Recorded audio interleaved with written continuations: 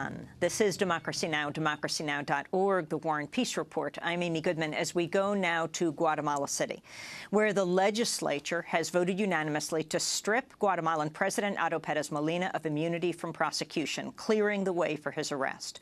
The ruling echoes the decision of Guatemala's Supreme Court last week and makes it possible to prosecute Pérez Molina as part of a corruption investigation that sparked protests calling for his resignation. Carlos Herrera, an official of the Guatemalan Congress, announced the results of the vote. Votos a favor, 132. Votes in favor, 132. Votes against, 0. Deputies absent, 26. And so having a majority approved the measure advancing the pretrial process against Otto Pérez Molina, President of the Republic of Guatemala. Pérez Molina is now prohibited from leaving Guatemala, and a warrant could be issued for his arrest. This is Guatemalan Attorney General Thelma Aldana. At this moment, he is a normal citizen, although he is still President of the Republic. He is a normal citizen for the justice system. He has lost immunity, and as a consequence, there could be criminal prosecution against the president. For more, we go to Guatemala City, where we're joined by Allan Nairn by telephone. He's a longtime journalist who's covered Guatemala since the 80s. Welcome to Democracy Now! You were outside Congress last night when Congress stripped the Guatemalan president of immunity. Can you talk about the significance and the reaction? Well, people were cheering, they were crying, setting off fireworks. This is an example for the world. This is a general we're talking about, one of the generals, one of the U.S.-backed generals who carried out the massacres that devastated the Mayan population of the Northwest Highlands. I met him in the Highlands as he was doing that, and his troops described how they strangled, executed civilians and threw them into mass graves. He then became president. Prior to that, he was placed on the CIA payroll. And now he's going to be treated like a common citizen and perhaps a common criminal. He could be taken at any moment by the authorities. Last night, after the verdict, I walked by the Casa Presidencial, the presidential house at the White House of Guatemala, and spoke to a soldier outside who was a corporal of the Presidential Guard.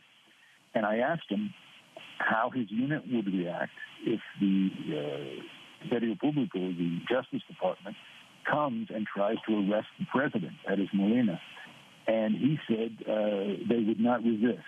They would take their orders from the Ministerio Público. This is remarkable, looking at Guatemalan history, because outside that very building that we were standing outside of was for years the national torture chamber of Guatemala.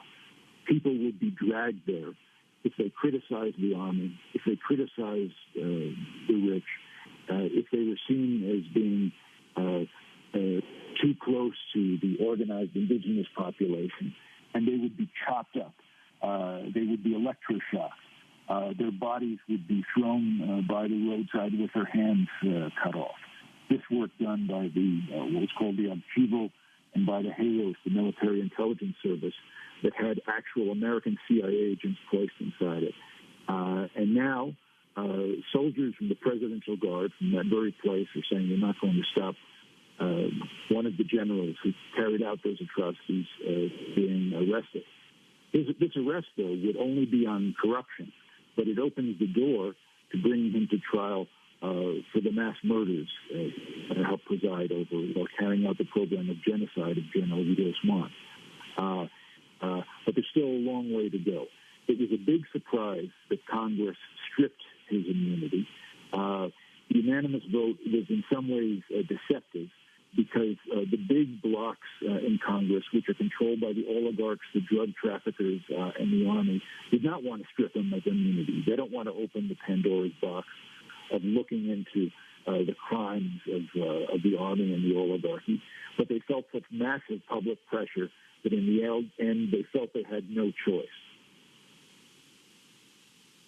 You talk about Otto Pérez Molina being involved in murder of indigenous people in Northwest Highlands, Allan Nairn. But what these protests are about are corruption, why his vice president has now been arrested, as well as other officials. So do you see this possible indictment getting larger, and are people calling for that? Corruption has kicked open the door. Now, what could follow is mass murder, a prosecution for mass murder. Just about everyone I talk to on the street raises that issue. And under Guatemalan law, an ordinary citizen can go to court and file a criminal case.